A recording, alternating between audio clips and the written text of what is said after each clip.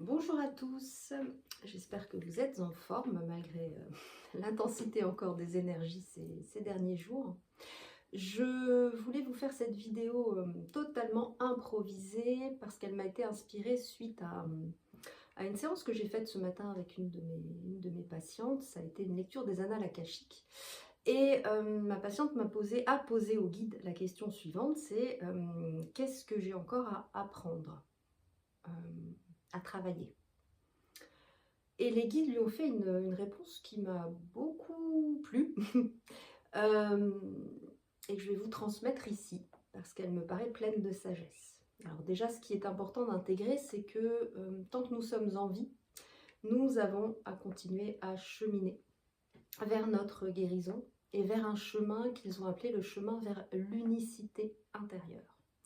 En fait, nous sommes invités sans cesse à prendre conscience des parts de nous que nous portons à l'intérieur, dont certaines peuvent être très lumineuses et nous n'avons pas encore connecté avec elles, dont d'autres peuvent être beaucoup plus sombres et avec lesquelles nous luttons pour ne pas les sentir en nous.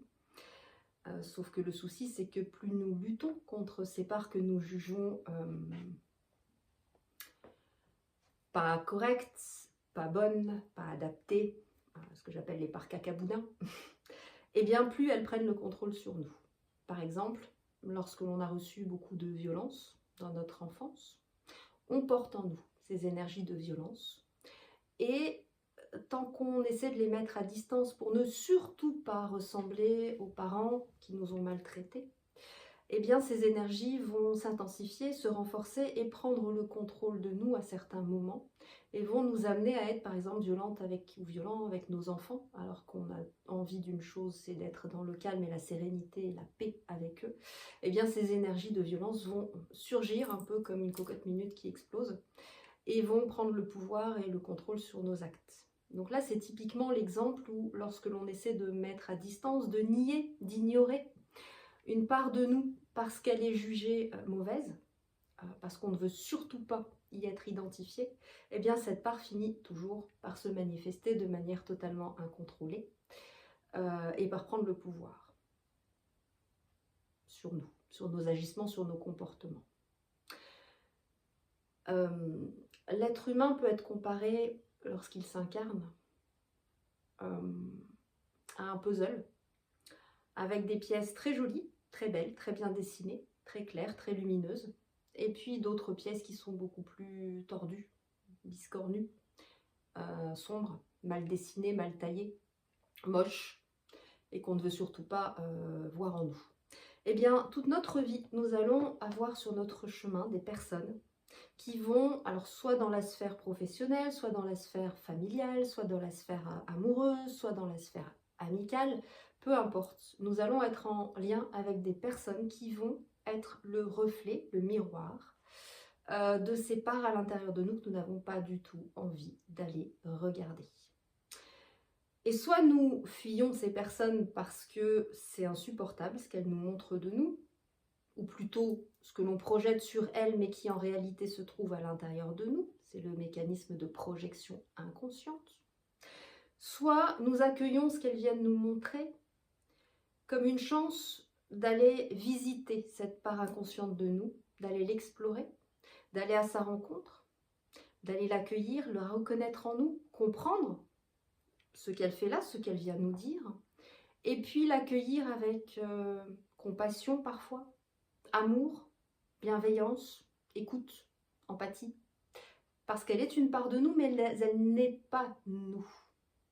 En réalité, notre âme source, est vraiment le chef d'orchestre de toutes ces parts à l'intérieur de nous, qui sont conscientes et inconscientes. Et l'idée, c'est que toutes ces parties de nous puissent jouer de manière harmonieuse une partition qui aura été définie par le chef d'orchestre, c'est-à-dire par nous. Mais pour ça, il va falloir que les instruments s'accordent et puis il va falloir regarder de quels instruments nous bénéficions à l'intérieur de notre orchestre. Donc la vie n'a de cesse de nous amener à aller voir ces parts de nous qu'elles soient lumineuses ou qu'elles soient sombres, mais en tout cas les parts sur lesquelles nous n'avons pas encore mis de la lumière et de la conscience, et les accueillir pleinement en nous pour pouvoir les rassembler au sein du même puzzle intérieur, pouvoir compléter notre puzzle intérieur de manière à réaliser ce chemin que les guides ont appelé le chemin vers l'unicité intérieure. Et très souvent, on se rend compte que lorsque l'on va voir des parts de nous qui nous semblaient donc Kakabuddha, on se rend compte qu'elles sont porteuses d'une magnifique énergie, d'une grande puissance, qui, lorsqu'elle est conscientisée, peut vraiment se mettre à notre service. Je reprends l'exemple de la violence. Donc toute la violence qu'on a reçue va rester en nous et puis former ce que l'on peut appeler un monstre intérieur, notre monstre intérieur. Alors c'est sûr que quand on pose le terme de monstre et qu'on se dit qu'on a un monstre à l'intérieur, ça ne donne pas envie d'aller à sa rencontre. Ceci dit, lorsque l'on va à sa rencontre, on se rend compte que cette énergie de violence, en réalité, c'est une énergie puissante qui mérite simplement d'être orientée vers une intention et un but lumineux. La violence, c'est à la base une énergie de colère qui n'a pas pu se mettre en forme et se dire vers l'extérieur. Parce que quand on est enfant, qu'on reçoit de la violence, eh bien, ça peut nous mettre très en colère, mais on ne peut pas s'en défendre, on ne peut pas dire la plupart du temps, on ne peut pas parler vis-à-vis des adultes qui nous traitent avec violence, qui nous maltraitent. Et du coup, toute cette énergie, on la reçoit, et la colère qu'on porte en nous, qui n'est pas exprimée, vient faire une espèce de chaudron bouillonnant qui vient à être de la violence parce que c'est de l'informe. C'est des énergies qui n'ont pas pu être mises en forme. Et lorsqu'on va à leur rencontre et qu'on leur ouvre la porte, alors oui, c'est pas agréable, mais au final, tout ce travail permet de récupérer cette énergie originelle qui est une énergie de puissance et d'affirmation, qui est une énergie qui va nous permettre de poser nos limites, de dire non, pour mettre notre petit enfant intérieur en protection et veiller à ce que plus aucune énergie extérieure ne le traite avec violence. Donc ça vaut vraiment le coup de récupérer ces parts en nous qu'on jugeait négatives. Et puis les guides ont insisté sur le fait que aucun être incarné sur Terre, à part les êtres de lumière pure ou les anges qui sont venus s'incarner dans la matière pour œuvrer auprès de l'humanité, aucun être humain incarné n'est pure lumière. Pour devenir pure lumière, il faut aller contacter nos ombres. Et ça, Carl Gustav Jung l'a très bien dit, un être de lumière, c'est pas un être qui est tout lumineux, c'est un être qui est allé regarder de près ses ombres. Voilà. Et qui a mis de la conscience et du coup qui a pu récupérer cette part en lui pour consolider son puzzle intérieur dans cette intention d'être aligné, d'être dans l'unicité et non plus dans la dualité. Et donc, l'être humain est à la fois ombre et lumière, il est à la fois polarité masculine et féminine, il est à la fois dans des énergies très, très belles, très pures, très dans l'amour, et puis il est à la fois dans la peur, enfin...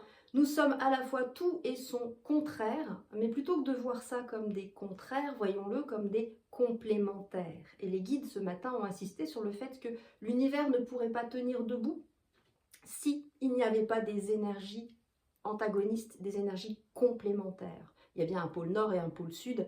Eh bien, en fait, à l'intérieur de l'être humain, nous sommes porteurs de la même chose. Nous sommes porteurs de l'univers tout entier. Et donc, nous avons à l'intérieur de nous ces polarités contraires qui font que nous tenons en équilibre. Donc, l'idée, ça n'est pas d'imaginer qu'on a une seule polarité, la polarité positive. Ben non, parce que celle-ci, elle ne serait rien sans la polarité négative, opposée, complémentaire à l'intérieur. Donc tout le travail consiste à aller prendre conscience de toutes les parts de notre puzzle intérieur, y compris celles et surtout celles qu'on ne veut pas voir, qu'elles soient lumineuses ou dans l'ombre, et puis d'aller les rassembler de manière à ce qu'elles tiennent dans cet équilibre qui fait notre unicité et qui fait que nous sommes alignés vers un seul et même objectif et le tout au service de notre âme. Voilà. Je vais arrêter ici mon propos, je pourrais tenir des heures là-dessus, mais j'avais envie vraiment de vous partager le message des guides parce que je l'ai vraiment trouvé d'une simplicité et d'une beauté en fait, telle que j'avais envie de le partager avec vous pour vous permettre voilà, de prendre conscience de certaines choses. Et si ce chemin vers l'unicité est quelque chose que vous avez envie de travailler, je vous mets toutes mes coordonnées sous cette vidéo de manière à ce que vous puissiez prendre rendez-vous. Je reçois à distance en visio, je fais des consultations sur WhatsApp en vidéo et vous pouvez également bien entendu venir me voir en présentiel à mon cabinet qui se trouve à Reims. Très belle fin de journée à vous et puis à très vite sur cette chaîne.